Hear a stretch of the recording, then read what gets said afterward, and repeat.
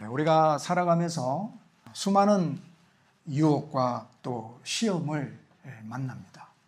우리의 신앙이 이렇게 쭉 계단식으로 이렇게 탁탁 계속 올라가지 않습니다. 우리의 신앙은 이런 사이클입니다. 올라갈 때가 있는가 하면 내려갈 때가 있어요. 아브라함의 믿음을 우리가 보지 않았습니까? 하나님의 부름을 받고 가나안 땅에 도착하여서 처음에는 하나님 앞에 예배하고 제단을 쌓아서 그 가나안 땅에 거주하였지만 기근 때문에 아브라함이 애굽으로 내려가잖아요. 애굽으로 내려가서의 아브라함의 삶은 하나님을 찾는 모습이 하나도 안 나타납니다. 신앙의 믿음이 툭 떨어진 거죠. 이제 다음 주에 볼 아브라함의 믿음은 다시 올라갑니다. 이처럼 우리가 믿음 생활을 해나가면서 많은 유혹과 시험을 당하게 되는데요.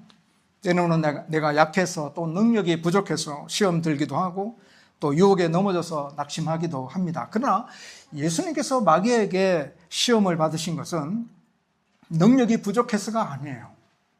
예수님은 성령에 이끌려서 광야로 가시고 40일 금식 후에 마귀의 시험을 받아들이신 거죠.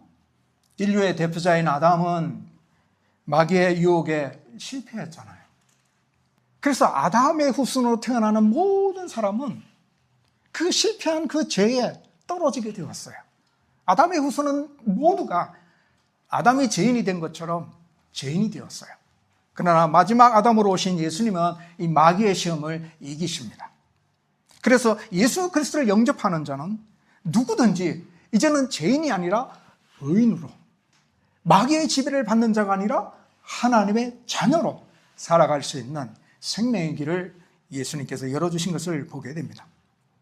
우리가 지난 시간에 마귀가 예수님을 유혹한 그 시험의 내용 두 가지를 살펴보았죠. 첫째는 돌을 떡덩이가 되게 하라는 것이죠. 마귀의 의도는 예수님의 기적을 행함으로 인해서 온전한 인간으로서 이 세상에 오신 그 예수 그리스도를 부정하게 만드는 그런 의도가 숨어 있었어요. 예수님이 이 세상에 오셔서 완전한 인간으로 오셔야 진정한 우리의 구원자가 될 수 있는데 이 부분을 사단은 넘어뜨리기 위해서 돌을 떡덩이가 되게 하라 이렇게 유혹해 가죠. 사단은 현재 예수님이 가장 힘들어하는 배고파하는 부분들을 공략하면서 하나님 말씀대로 하나님의 뜻대로 그의 사명을 감당하지 못하도록 유혹하는 것을 보게 됩니다. 그때 예수님의 말씀이 뭡니까? 사람이 떡으로만 사는 것이 아니에요. 하나님의 입으로 나오는 말씀으로 사는 것이다. 우리 인간은 늘 떡을 바라보고 살아가는 것 같아요. 사실 그 떡을 공급해 주시는 전능하신 하나님을 우리가 바라보지 못하는 그런 연약한 모습들이 참 많이 있는 것 같아요. 예수님은 이런 사단의 유혹에 사람이 떡으로만 살 것이 아니라 하나님의 말씀으로 사는 것이다. 이렇게 해서 물리치신 모습을 보게 되고 두 번째 시험은 뭡니까? 성경 꼭대기에서 뛰어내리라는 것이었죠. 그러면 하나님의 천사가 너를 붙들어 줄 것이다 라고 유혹을 했습니다. 여기서의 마귀의 의도는 뭐냐면 고난의 길을 가지 말고 영광의 길로 가라고 유혹하고 있는 겁니다. 예수님이 성경 꼭대기에서 뛰어내리면 천사들이 와서 붙들어 다치지 않게 할 것이 아닙니까? 그러면 이 광경을 바라본 사람들은 예수님이 하나님의 아들이시며 메시아라고 생각하고 환영하고 영접하고 예수님을 믿게 될 것이에요. 그러면 고난의 십자가가 사라집니다. 이것이 왜 문제가 되냐면 하나님이 계획하신 그 구원의 계획대로 구원의 길이 완성할 수 없기 때문에 그렇습니다. 하나님이 계획하신 구원의 길은 십자가를 통하여 하나님의 공의와 하나님의 사랑이 나타나야 하는 것이었어요. 죄인을 살리기 위해서는 합당한 죄의 값을 지불해야 합니다. 그것이 뭐냐면 십자가였거든요. 근데 십자가 없이 구원을 이룬다는 것은 하나님의 공의를 만족시키지 못하게 되는 거예요. 그러니까 예수 그리스도로 하여금 하나님의 온전한 구원자로 설 수 없도록 사단은 계속해서 이 부분을 유혹해오고 공략해 들어오는 겁니다. 이제 마지막 마귀는 자신의 마지막 카드이자 가장 강교한 본색을 드러내는데요. 지극히 높은 산으로 예수님을 데리고 가서 천하만국과 그 화려한 영광을 보여주면서 이렇게 말합니다. 내게 엎드려 경배하라. 그러면 이 모든 것을 내게 주리라. 이 세 번째 이 유혹은 아주 단순한 유혹이 아니에요. 마귀는 지금 예수님께 너는 굳이 피 흘리는 십자가를 질 필요가 없다. 딱 한 번만 무릎을 꿇고 경배하면 세상의 모든 권세와 영광을 주겠다며 타협안을 제시하고 있는 거예요. 사실 이러한 유혹이요, 우리가 살아가는 우리의 일상생활 속에서도 매일 접하는 그런 유혹입니다. 마귀는 우리에게 세상의 성공, 재물, 권력, 사람들의 환호 이런 것들을 보여주면서 속삭이죠. 딱 한 번만 세상의 방식과 타협하고 우상을 섬기라고, 그러면 내가 원하는 성공을 주겠다고 이렇게 유혹해 들어옵니다. 과연 예수님은 이런 마귀의 유혹에 어떻게 반응하시는지, 예수님은 단호하게 세상의 모든 그 영광을 거절하셨어요. 그리고 참된 경배와 섬김을 선포하십니다. 오늘 우리는 이 부분을 알아볼 거예요. 예수님이 선포하신 참된 경배와 섬김이 무엇인지를 우리가 알아볼 것입니다. 또한 마귀가 이 마지막 세 번째 예수 그리스도를 유혹했던 그의 의도와 목적이 무엇인지를 우리가 파헤쳐 볼 것입니다. 타협과 우상 숭배가 판을 치는 세상에서 오직 하나님만을 경배하는 참된 예배자로서 견고하게 서는 그 비결이 무엇인가를 우리가 찾아내기를 소망합니다. 먼저 8절에 보면 마귀는 예수님에게 천하만국과 그 영광을 보여주었는데요. 이 만국이 어디일까요? 어떤 학자는 유대 땅으로 이해합니다. 또 어떤 학자들은 사단이 독점적으로 지배하는 그 이방 세계, 유대 땅 말고 이방 세계를 의미한다 이렇게 해석하기도 해요. 또 어떤 학자는 글자 그대로 유대 땅이나 이방인의 땅이나 다 포함해서 모든 세계 이렇게 이해를 합니다. 자, 그렇다고 해서 이 천하만국을 지도에서 찾으려면 찾을 수가 없어요. 왜냐하면 이것은 초전적인 개념으로 이 통치권과 관련하여 모든 세계를 의미하기 때문에요. 그렇다고 해서 이 천하만국이 단순히 그냥 상징적인 것, 그냥 허구적인 환상 이런 것을 의미하는 것은 아니에요. 실제적이에요. 그러나 지도에서는 찾을 수가 없어요. 그래서 이 같은 부분을 기록하고 있는 누가복음 4장 6절에 보면은 사단은 이렇게 이야기합니다. 사단은 자기가 이것을 넘겨받았다라고 이야기를 해요. 누가복음 4장 5절과 6절에 보면 마귀가 또 예수를 이끌고 올라가서 순식간에 천하만국을 보이며 이르되 이 모든 권위와 그 영광을 내가 내게 주리라. 이것은 내게 넘겨준 것이므로 내가 원하는 자에게 주노라. 이렇게 표현하고 있어요. 그러니까 사단은 모든 권위와 영광을 넘겨받았다라고 말하고 있고, 그리고 자기가 원하는 자에게 내가 다 줄 수 있다라고 이야기를 해요. 이런 사단의 주장에 일리가 있는 것은 아담이 범죄한 이후에 이 세상에 죄가 들어오게 되죠. 사단은 그 죄를 이용해서 사망의 권세로 사람들을 종노릇하게 만들고 지배하게 됩니다. 그래서 성경에 보면 마귀를 이 세상의 임금이라고 표현하고 있어요. 요한복음 12장 31절에. 또 에베소서 2장 2절에는 이 마귀를 공중의 권세 잡은 자라고 이렇게 표시를 해요. 또한 고린도후서 4장 4절에는 이 세상 신이라고 표현을 해요. 이렇게 천하만국을 다스리는 눈에 보이지 않는 그런 통치권을 이 사단이 가지고 있다는 뜻이에요. 하지만 이 사단의 이 통치권은 제한된 범위 안에서만 행사할 수 있는 그런 힘에 불과합니다. 무한대로 자기 마음대로 다 사용할 수 있는 그런 힘은 아니에요. 왜냐하면 우리가 사단이 욥을 시험하는 케이스를 보게 되면 하나님께서 욥을 시험하도록 허용해 주셨는데 하나님이 허용해 주시는 범위 안에서만 사단이 욥을 시험할 수 있었거든요. 자기 마음대로 그렇게 할 수가 없었어요. 그러니까 제한적인 그 통제권을 가지고 있는 거죠. 그러나 이런 사단이 아무리 이런 천하만국을 통제하는 그런 권한이 있다 하더라도, 사람들 가지고 종노릇하게 만든다 하더라도 마지막 심판날에는 영원히 지옥 형벌을 받을 그런 존재에 불과해요. 자, 이러한 마귀가 예수님께 다가와서 이렇게 유혹하는 겁니다. 이런 통치권을 가지고 있음을 보여주면서 그 통치권 안에서 누릴 수 있는 화려한 영광을 보여주었다는 것입니다. 이것은 단순한 상상이 아닙니다. 실제적으로 보여줄 수 있는 그런 모습으로 보여주었다는 것입니다. 마귀가 지배하는 세상 나라의 화려함과 부와 권력과 웅장함을 마귀가 순식간에 그것을 보여준 거예요. 그리고 그 영광 뒤에 감추어져 있는 죄와 부패, 사망과 멸망의 실상을 철저하게 숨긴 겁니다. 그러면서 내게 엎드려 경배하면 이 모든 것을 내게 주겠다라고 유혹합니다. 왜 마귀는 예수님으로 하여금 경배를 요구하셨을까요? 마귀에게 경배하는 것이 무엇을 의미하는 것일까요? 자, 이 경배라는 것은 원래 왕이나 신의 발 앞에 엎드려 발끝이나 어찌하게 입을 맞추는 행위를 뜻합니다. 경배라는 것은 단순한 인사 정도가 아니에요. 자신의 인격과 주권을 상대방에게 완전히 복종시키고 그를 나의 통치자로 인정하는 행위가 이 경배입니다. 따라서 마귀가 요구한 경배는 이런 단순한 무릎 꿇는 정도가 아니라 하나님이 아닌 마귀를 너의 삶과 사역의 최고 권위로 인정하라는 것이죠. 예수님이 마귀에게 경배하게 된다면 이 천하 만국의 그 주권이 하나님에게 있는 것이 아니라 마귀에게 있음을 인정하게 되는 거예요. 또한 하나님의 구원 계획에 불순종하게 되는 그런 결과를 낳게 되는 거예요. 지금 마귀가 의도하는 바는 이겁니다. 여러분, 마귀가 유혹해 들어오는 진정한 진의를 여러분이 발견하셔야 돼요. 그래서 우리의 삶 속에, 우리의 믿음 생활 속에 마귀가 우리에게 유혹해 오는 그 목적과 의도를 우리 또한 발견할 수가 있는 거예요. 먼 훗날 베드로가 마귀와 똑같은 제안을 예수님 앞에 하는 모습을 발견하게 됩니다.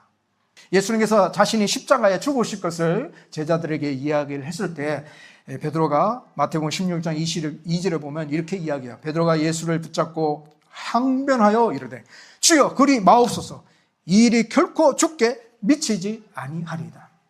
베드로가 예수님을 붙들고 항변했다라고 이야기해요. 이 항변이라는 말은 단순히 말리는 수준이 아닙니다. 스승을 꾸짖고 강력하게 막아 반대하는 그런 태도를 의미하는데요. 왜 베드로가 반대했을까요?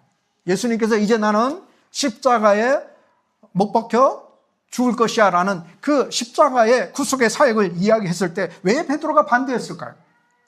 예수님에 대한 기대가 잔뜩 가지고 있었거든요. 근데 이 사건 바로 앞에 보면은 어떤 일들이 벌어지냐면 16절에 보면 베드로가 예수님에 대한 신앙 고백을 정확하게 합니다. 주는 그리스도시요 살아계신 하나님의 아들이십니다라는 이런 신앙을 고백하게 돼요. 그러니까 예수님이 칭찬해 주셨죠. 그 다음에 예수님께서 처음으로 예수님의 생애 중에 제일 처음으로 이제 십자가의 사건을 이야기하는 거예요.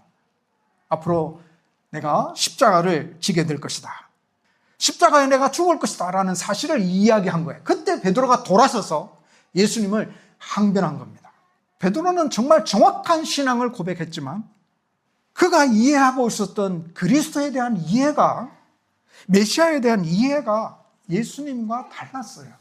베드로가 생각한 메시아는 예루살렘에 가서 비참하게 고난받고 죽는 그런 메시아가 아니고 예수님의 유대인의 왕으로 등극하여 나라를 세우고 자신도 높은 자리를 차지하는 정치적인 메시아로 기대하고 있었던 겁니다. 예수님은 이런 베드로의 생각을 사단의 생각이라고 책망하시죠. 정말 다른 제자들보다 올바른 신앙을 고백했지만 한순간에 사단의 생각이 베드로의 생각을 장악했던 겁니다. 베드로의 생각이 뭡니까? 예수님께서 십자가를 지지 마시고 세상의 영광을 얻으라는 것이었습니다. 예수님이 십자가를 지지 마세요. 세상의 영광을 얻으라는 것입니다. 지금 마귀가 예수님을 유혹하는 것과 동일하지 않습니까? 마귀에게 경배함으로 세상의 영광을 얻으라는 것이죠. 세상의 영광을 얻기 위해서 십자가의 길을 포기하는 것은 사단의 생각입니다. 세상의 영광을 얻기 위해서 마귀에게, 우상에게 경배하는 것은 사단의 생각입니다. 우리를 향한 하나님의 뜻을 포기하는 것은 사단의 생각입니다. 이러한 생각에, 유혹에 우리가 넘어가면 안 될 것입니다. 그래서 예수님은 사단의 이러한 유혹에 어떻게 반응합니까? 10절에 보니까 사단아 물러가라 주 너의 하나님께 경배하고 다만 그를 섬기라. 예수님께서 이 말씀은 신명기 6장 13절 말씀을 인용하신 거예요. 신명기 6장 13절에 보면 내 하나님 여호와를 경외하며 그를 섬기며 그의 이름으로 맹세할 것이니라 라는 말씀이에요.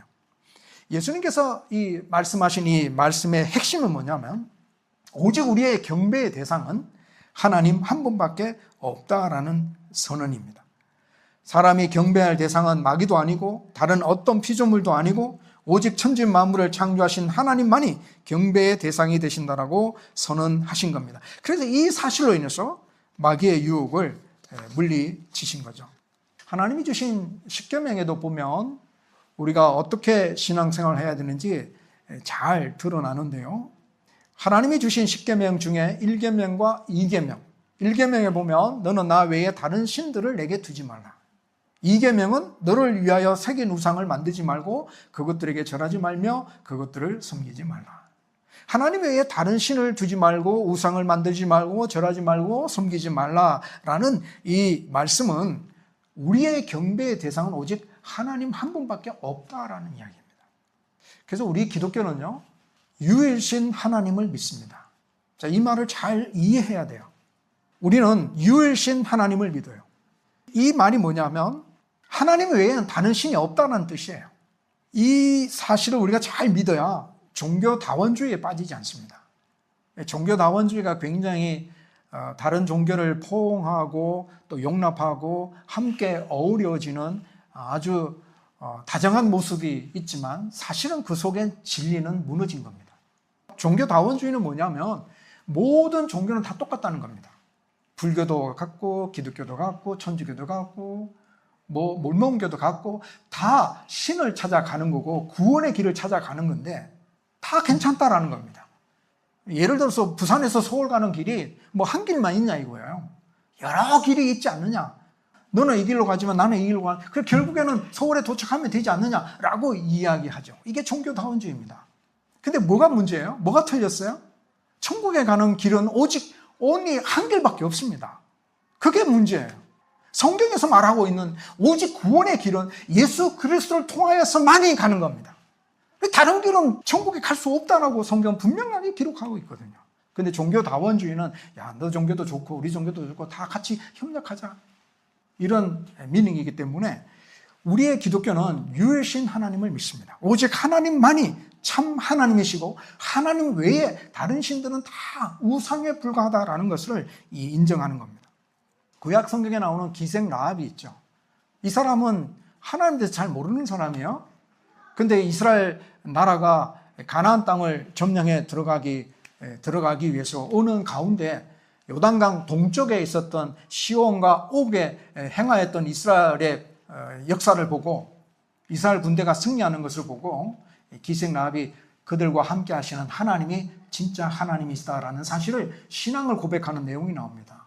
그래서 기생 라합이 정탐꾼을 숨겨주지 않습니까? 여호수아 2장 11절을 말씀해 보면 너희의 하나님 여호와는 위로는 하늘에서도 아래로는 땅에서도 하나님이시니라. 이스라엘의 하나님은 하늘과 땅에서 유일하신 참 하나님이시다라고 이렇게 신앙을 고백하게 되죠. 그래서 이 라합이 그의 삶 속에 가장 우선순위를 하나님께 둡니다. 자기 민족도 안 해요. 하나님이 먼저였어요. 모세도 동일한 신앙을 고백합니다. 신명기 4장 39절에 보면 모세가 이스라엘 백성들에게 권면하는 말씀 중에 이런 말씀을 해요. 그런즉 너는 오늘 위로 하늘에서나 아래로 땅에 오직 여호와는 하나님이시요 다른 신이 없는 줄을 알아 명심하고. 그래서 우리가 경배의 대상은 오직 하나님 한 분뿐임을 우리가 기억하고 하나님 한 분만을 경배하는 그런 신앙의 모습을 드러내야 하는 거예요. 근데 여기서 또 하나 생각해 볼 것은 예수님께서 오직 하나님만 경배하라 라고 이렇게 말씀으로 끝맺지 않고 또 경배와 더불어 한 단어가 나오는데 다만 그를 섬기라는 말씀을 해요. 이 섬김이라는 것은 단순한 그 대가를 바라고 일하는 것이 아니라 종이 주인을 위해서 헌신하고 봉사하는 그런 모습을 그리고 있어요. 또 제사장적 성전 봉사를 나타내는 그런 의미로 섬김이라는 단어를 써요. 그래서 70인요. 거기에 보면은 섬김이라는 단어가 하나님께 드리는 거룩한 봉사이자 예배라고 이렇게 번역을 했어요. 그러니까 경배가 엎드리는 자세 혹은 엎드리는 마음이라면 섬김은 그 마음이 삶의 현장에서 하나님 말씀에 순종하고 봉사하는 것을 의미해요. 하나님의 뜻대로 살아가며 하나님 명령에 순종하는 것이 섬김의 모습이다라는 거예요. 그래서 예수님께서 이 경배와 섬김이라는 이 단어를 같이 언급하신 것은 바로 예배와 삶이 하나가 되어야 된다는 것을 강조하고 있는 거예요. 경배와 섬김은 분리되는 개념이 아니라 연쇄적인 과정이에요. 경배가 뿌리라면 섬김은 열매로 나타나게 되어 있어요. 그래서 하나님만을 경배한다면 하나님만을 섬기는 삶의 모습이 자연스럽게 나타나게 되어 있어요. 그런데 이스라엘 백성들은 참 이 광야길을 걸어갈 때 이 경배와 섬김에 있어서 다 실패를 하게 돼요. 마귀가 예수님께 시험한 3가지 시험 내용을 이스라엘 백성들은 다 실패합니다. 광야에서 먹을 것이 없을 때 하나님께서 만나를 주셨잖아요. 그때 이스라엘 백성들은 만나만 보고 살았어요. 하나님 보고 살지 않고요. 우리가 지난 시간에 말씀을 생각해 봤던 부분이죠. 그래서 이스라엘 백성들은 만나만 보고 사니까 하나님 말씀에 순종하지 않는 그런 모습이 나타나죠. 둘째는 또 르비딤에서 물이 없었을 때에 이스라엘 백성들은 하나님을 신뢰하고 하나님을 의지하고 하나님을 찾아야 되는데 오히려 그 반대로 하나님을 시험하기 시작했어요. 하나님의 능력이 있는가, 하나님이 할 수 있는가 의심하고 하나님을 시험하는 그런 모습으로 이스라엘 백성들이 또 실패하게 되죠.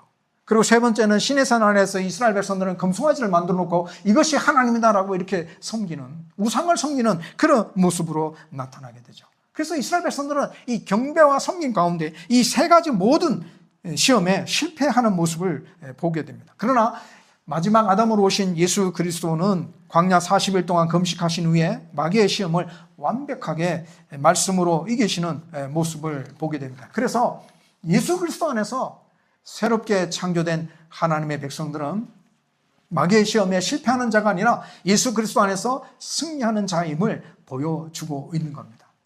이 그림을 알겠어요? 하나님께서 구약 이스라엘 백성들이 하나님 앞에서 실패하고 넘어졌지만 이제 예수 그리스도께서 다시 이 땅에 오셔서 예수 그리스도께서 하나님 앞에 모든 시험을 이기심으로 예수 그리스도 안에 이루어진 새로운 하나님의 백성, 이스라엘 백성, 하나님의 새로운 하나님의 백성들은 예수 그리스도 안에서 승리한다라는 사실을 우리에게 보여주고 있는 거예요.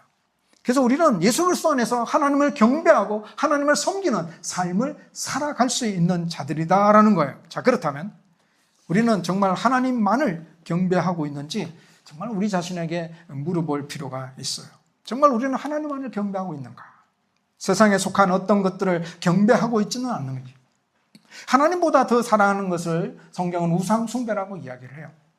골로새서 3장 5절에 보면 탐심은 우상 숭배라고 했어요. 탐심은 더 많이 가지려는 욕망이죠. 하나님보다 더 사랑하는 물질 욕심을 우상 숭배하는 거예요. 하나님을 경배하는 모습이 아니죠. 또 혈연 관계 속에서도 하나님보다 더 사랑하는 부모나 자녀도 우상 숭배라고 이야기를 해요. 또 세상에 있는 것들을 육신의 정욕, 안목의 정욕, 이생의 사나 이러한 것들도 하나님보다 더 사랑하는 것, 이런 것, 이것을 우상 숭배라고 이야기를 해요. 자, 그렇다면 우리는 정말 하나님만을 사랑하고 있느냐라는 질문을 해볼 필요가 있겠죠. 또 하나는 우리가 하나님을 경배하지만 한쪽에서는 우상을 경배하는 모습은 있지 않는지 한번 생각해 볼 필요가 있어요. 이것을 종교적인 혼합주의라고 그래요. 하나님도 경배하고 우상도 경배하는 신앙. 엘리야 시대에 이스라엘 백성들이 이런 모습으로 살았거든요. 하나님을 경배했어요. 그러나 바알신도 그들이 섬겼어요. 그래서 그들의 신앙 속에서는 누가 진짜 하나님인지 분간을 못하는 거예요. 살다 보니까. 그래서 엘리야가 이 바알을 섬기는 이 제사장들 850명과 갈멜산에서 대결을 벌이잖아요. 진짜 하나님이 누군지를 보여주겠다. 대결을 벌이게 되잖아요. 그때 엘리야가 이스라엘 백성들을 향해서 이렇게 호소를 합니다. 열왕기상 18장 21절에 보면 너희가 어느 때까지 둘 사이에서 머뭇하려느냐. 여호와가 만일 하나님이면 그를 따르고 바알이 만일 하나님이면 그를 따를지니라. 이렇게 선포하죠. 이 종교적인 혼합주의는요, 바른 신앙의 모습이 아니에요. 하나님은 정말 하나님만을 경배하기를 기뻐하십니다. 그래서 우리의 신앙생활에 결단이 필요합니다. 말씀을 맺습니다. 여호와 하나님만이 유일하신 참 하나님이십니다. 그래서 하나님 외에 그 무엇도 우리는 경배의 대상이 될 수 없습니다. 아무리 세상의 영광을 보여주어도 결코 경배의 대상으로 삼아서는 아니 될 것입니다. 마귀는 세상의 영광을 보여주면서 우리를 유혹할 것입니다. 세상의 흐름은 우리로 하여금 세상에 빠져서 하나님을 경배하지 못하게 할 것입니다. 예수님의 마귀의 유혹을 단호하게 거절하신 것처럼 우리도 예수님의 말씀을 따라서 오직 하나님만을 경배하며 그분만을 섬기는 자가 되기를 소망합니다. 세상의 영광이 아무리 화려하고 영광스러운 것이라 할지라도 우리는 속지 말아야 합니다. 세상의 영광은 영원하지 않습니다. 아침 이슬처럼 금방 사라질 것입니다. 그러나 하나님이 주시는 영광은 영원하며 영원히 빛날 것입니다. 오직 하나님만을 경배하며 하나님만을 섬기며 살아서 진정한 하나님의 백성으로서 정체성을 드러내시기를 소망합니다. 우리가 하나님의 백성으로 살아갈 때 하나님께서 우리를 지켜주시고 채워주시고 크신 기쁨 가운데 살게 하실 것입니다. 이번 한 주간 오직 하나님만을 경배하고 섬기는 삶을 살아서 하나님의 자랑스러운 자녀가 되시기를 주의 이름으로 축복합니다.